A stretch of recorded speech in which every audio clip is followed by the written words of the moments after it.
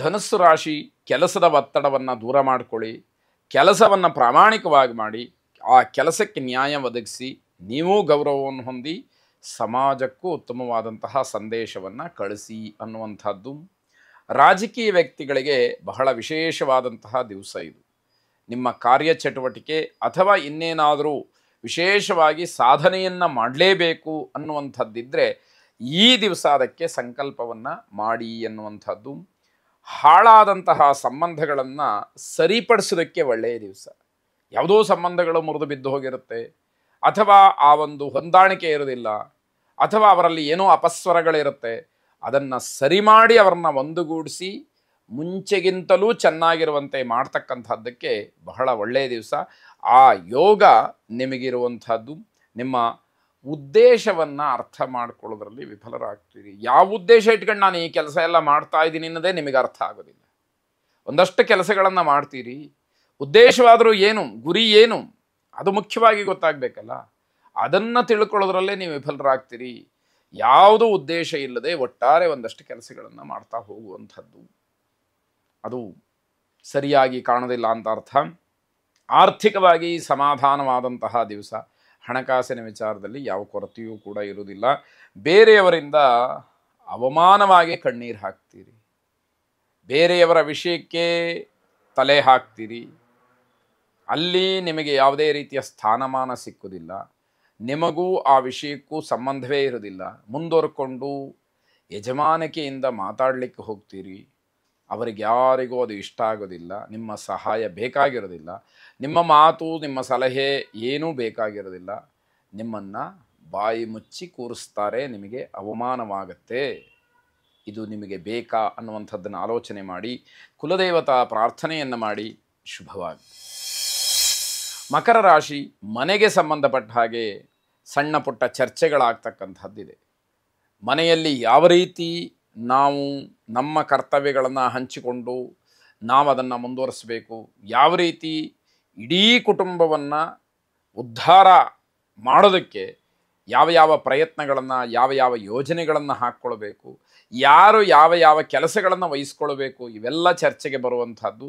ಒಂದು ರೀತಿಯಲ್ಲಿ ಅವರವರ ಕೆಲಸವನ್ನು ಅವರವರು ಮಾಡಿ ಅದರಲ್ಲಿ ಜಯಶೀಲರಾಗಬೇಕು, ಅದರಿಂದ ಒಟ್ಟು ಕುಟುಂಬಕ್ಕೆ ಏನಾದರೂ ಲಾಭ ಆಗಬೇಕು ಅನ್ನುವಂತಹ ರೀತಿಯಲ್ಲಿ ಮನೆಯಲ್ಲಿ ಚರ್ಚೆ ಆಗಬಹುದು ಅನ್ನುವಂಥದ್ದು.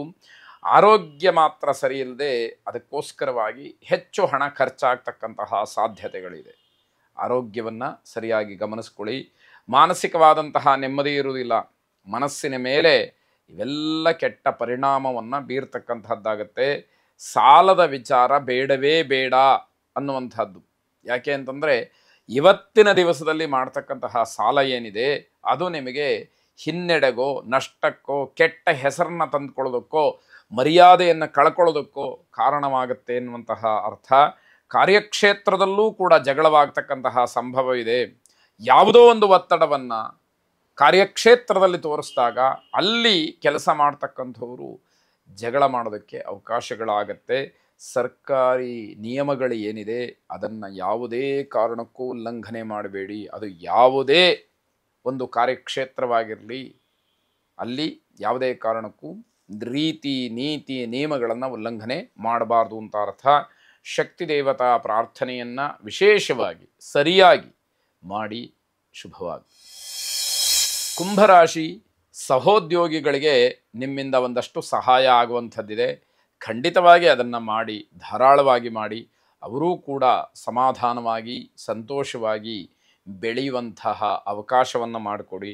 ವಿದ್ಯಾರ್ಥಿಗಳಿಗೆ ಪರಿಶ್ರಮಕ್ಕೆ ತಕ್ಕ ಪ್ರತಿಫಲ ಸಿಗ್ತಾ ಇದೆ.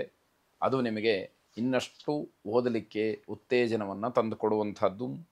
ತಂದೆ ತಾಯಿಯರಿಗೆ ಅಪಘಾತವಾಗ್ತಕ್ಕಂತಹ ಸೂಚನೆ ಇದೆ.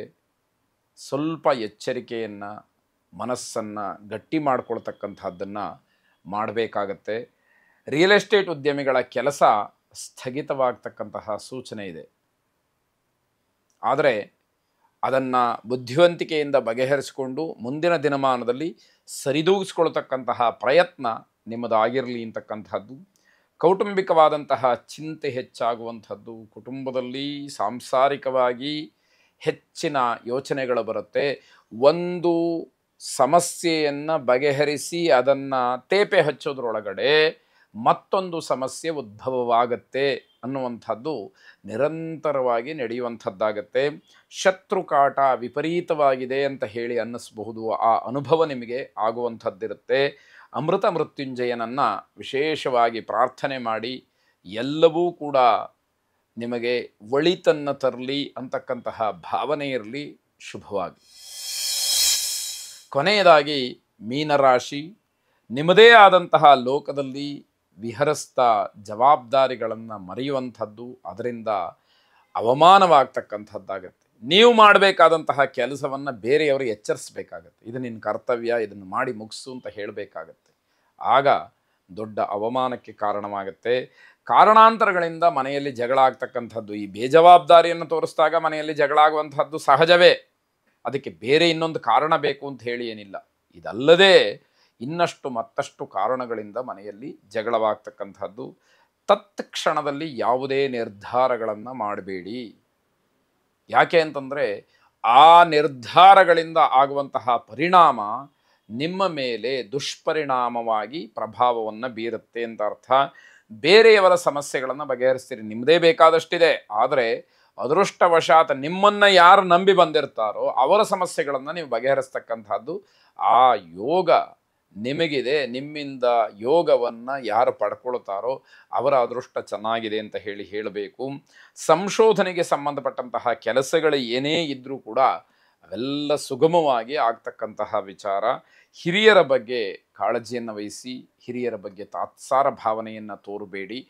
ನಿಮ್ಮ ಒತ್ತಡಗಳು, ನಿಮ್ಮ ಕೆಲಸಗಳು ಏನೇ ಇರಲಿ, ದೊಡ್ಡವರನ್ನು ಸರಿಯಾಗಿ ನೋಡ್ಕೊಳ್ತಕ್ಕಂತಹ ಪ್ರಯತ್ನ, ಆ ಒಂದು ಪ್ರಾಮಾಣಿಕತೆ ನೀವು ಅಗತ್ಯವಾಗಿ ತೋರಿಸಬೇಕಾಗತ್ತೆ. ಕುಲದೇವತಾ ಪ್ರಾರ್ಥನೆಯನ್ನು ಮಾಡಿ. ಶುಭವಾಗಿ.